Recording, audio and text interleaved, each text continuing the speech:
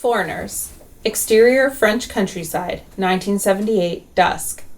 A crumbling, ivory-covered orphanage on a hill. Little girls in pinafores play in the wildflowers, scattered across a dreamy swath of verdant, rolling countryside. A long, empty highway cuts through the postcard and disappears into a low-hung gray horizon. Lightning flickers there, discreet, threatening. Title over, 1978, 50 miles outside of Paris. Thunder rumbles low. Under an ancient oak, a pretty young nun looks up from her journal. She stands, hands on hips, frowning at the sky.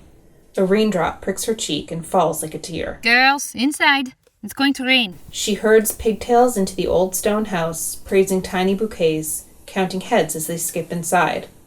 Realizing she's one short, she scans the hills under an anxious palm. Down by the road, sweet-faced Cleo, 6, gathers flowers into her apron, happily oblivious.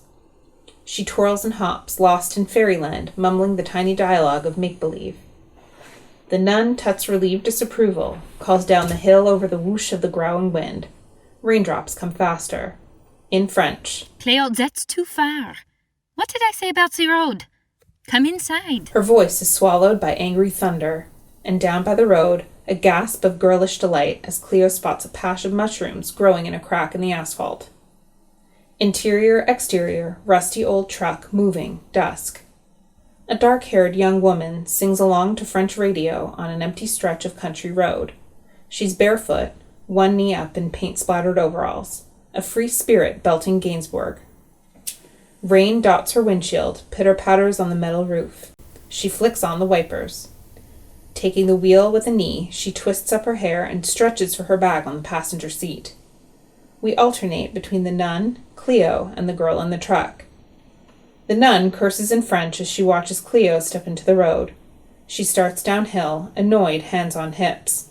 Rain comes faster. Squatting just over the faded white line, Cleo picks mushrooms, laying them gingerly in her cupped apron, humming. The driver's rummaging, glancing at her bag with increasing frequency. Rain thuds louder on the roof, water blurring the windshield. Distracted, she kicks the wipers up a notch. The nun quickens her step, annoyance melting to unease as the sky darkens. Lightning flashes on. A vehicle on the horizon, headlights off. Cursing louder, she tears off down the hill. Thunder booms. Cleo yelps and spills her mushrooms. They roll into the road. Eyes frightened, she scrambles to collect them. Wipers thump at panicked speed, drowning out the music with elastic insistence. The driver unearths a thin paintbrush with a triumphant smile as the radio goes haywire, lurching manically between stations. Unfazed, she smacks it off. The world has gone dark in a span of moments. Trees blow sideways, whipping furiously. The nun is flying downhill, rain streaming off her, screaming at the top of her lungs, in French. Cleo, get back! There's a car! Stop! Please, stop! Help! Stop! But the truck screams down the road, long past where it should have started slowing. Inside, the driver struggles to stab the paintbrush through her hair just so. Fumbling, she drops it. About to reach down, she freezes. The windshield has gone suddenly dry, the metal roof silent. 30 yards up the road, the rain over Cleo abruptly ceases. Arms stretched halfway to a mushroom, a shadow slowly creeps across her pale, perfect skin. She looks up curiously. Wipers screech painfully on dry glass. Confused, the driver looks out her window. A few yards away, the downpour rages on. She leans forward to peer up through the windshield as a strange, ethereal light passes over her face. Cleo slowly stands, her back to the hurtling truck. Big blue eyes on the sky, transfixed. A doll in the middle of the road, gazing straight up, mouth agape, dumbstruck with wonder. Close on, mushrooms hit asphalt. Then, rain. The nun's already collapsed when she hears the crash. A guttural scream. Slumped on her knees in the grass, she sobs through desperate, spluttered prayers. Eyes squeezed shut, unable to look. Until, dragged up on the wind, she hears it. A little grunt. With a gasp of hope, she unclenches her eyes. Cleo is running. The truck is smashed into a tree along the road, steam rising from its mangled hood.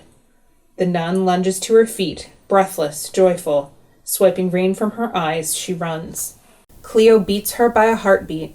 With a tiny, grunting, Herculean effort, she wrenches the crunch driver's door off its hinges.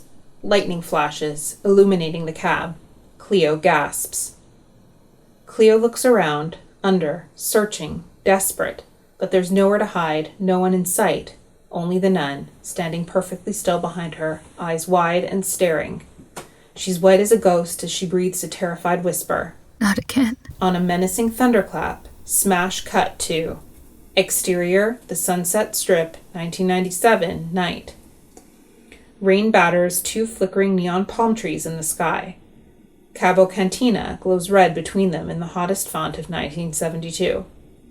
Title over, 1997, Los Angeles. Grime runs off the sign in rivulets streaming into kitschy, Pueblo-inspired Mexican joint. A neon island on dark and stormy sunset, crawling with whack jobs. It's winter in Hollyweird.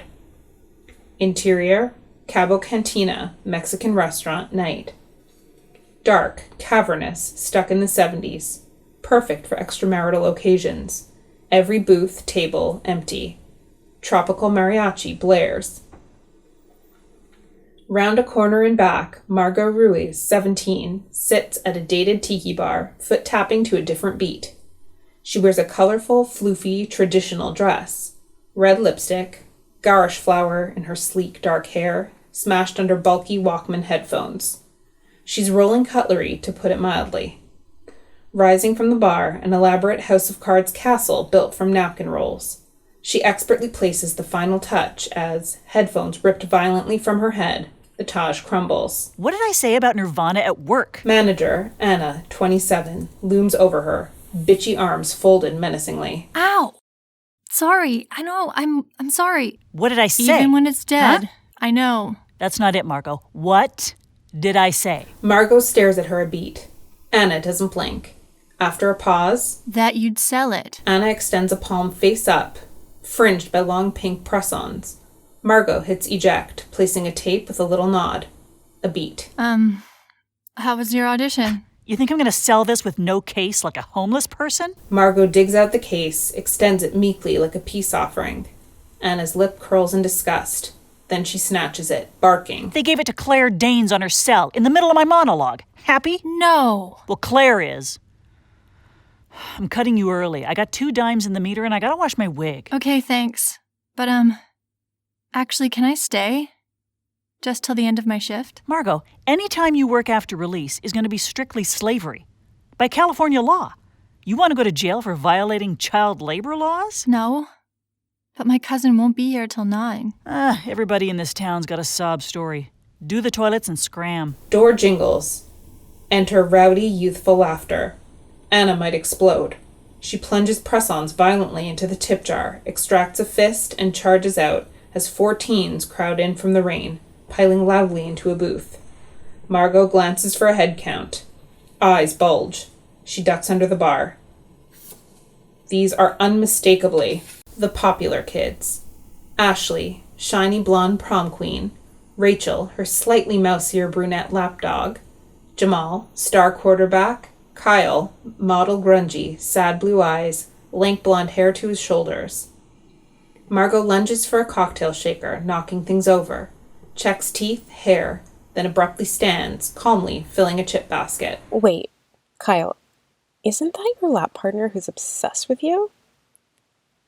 Kyle. Kyle's too busy scribbling Sharpie on his Converse. The others peer not so slyly at Margo, who's now glugging salsa out of a huge plastic jug, spilling absurdly. Rachel applies lip gloss. No way the Chiquita Banana Lady goes to our school, I've literally bro. never seen that salsa girl in my life. Rachel bursts into boy-crazy giggles. Jamal looks pleased. No, that's totally her. Stop laughing, Rachel. He doesn't like you and you have lip gloss on your nose job. Quiet on the set. Nose, honest mistake. Rachel gasps quiet death. Ashley pastes on angelic benevolence as Margo arrives teetering a tray, nervously mumbling her spiel. Hi, I'm Margo, and I'll be your Lolita Senorita this evening. Can I start your fiesta with some refrescos? That's just like drinks. They're not weird. Hi, Margo. This is totally random, but do you go to Mars? Oh, yeah. I just moved here. Or I guess it's been 8 months. But yeah. Wow. You could have had a baby like Rachel's sister. Yeah. Time flies. Or wait, prematurely? They can keep them alive now, though. With machines. Totally. Kyle thought you looked familiar. Blushing, Margo does an awful job pretending to just notice him. Oh, hey. 5th period, right? Or I know it's right, but yeah. That last lab was pretty chill, I guess. Or not chill, but gross. Or I couldn't tell if you like owl pellets, but it was easy or whatever. Pretty lame, though. I personally hated it. Kyle looks up at her blankly, either very stoned or very stupid. Rachel snorts. Ashley leans in with intoxicating cool girl intimacy. Okay, so listen. We have a favor to ask. You're so cool, so it's whatever. So we just need 4 beers.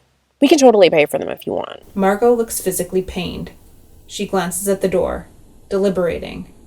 Then finally, on an exhale of self-loathing, I totally would. It's just my boss is really strict about checking IDs. But I just saw your boss leave. She'll be back any second, though. And she's seriously crazy.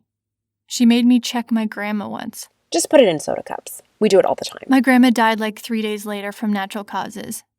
Also, I just got my 2nd strike from not checking John Travolta again. Otherwise, I'd totally... 4 Diet Cokes, 6 limes, 1 olive, 8 cherries. Sure.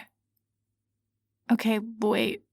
I'm honestly so sorry, but we only carry Pepsi products. Wait, did you guys see my cousin? Oh my Buffy? god, she looked so random. they've already turned back to each other, icing Margo out. But fat arms, right? She'll never work again. I asked my dad. No, you didn't. Back kitchen, moments later. Margo rushes in. The enormous cook, Tiny, is watching Dodgers in a lawn chair on a 6-inch antenna TV, bald under a hairnet. Hey, Tiny, can you do nachos real quick? Did they order that? I got it. They're my friends. They say some American Sign Language I miss? Just make it, okay? I said I'll pay for it. Why you got beef with your dignity, baby? Huh? Hey! What'd she do? He yells after her as she goes. Then she pokes her head back in. Add guac. Tiny emits a low whistle. That's some fucked up shit.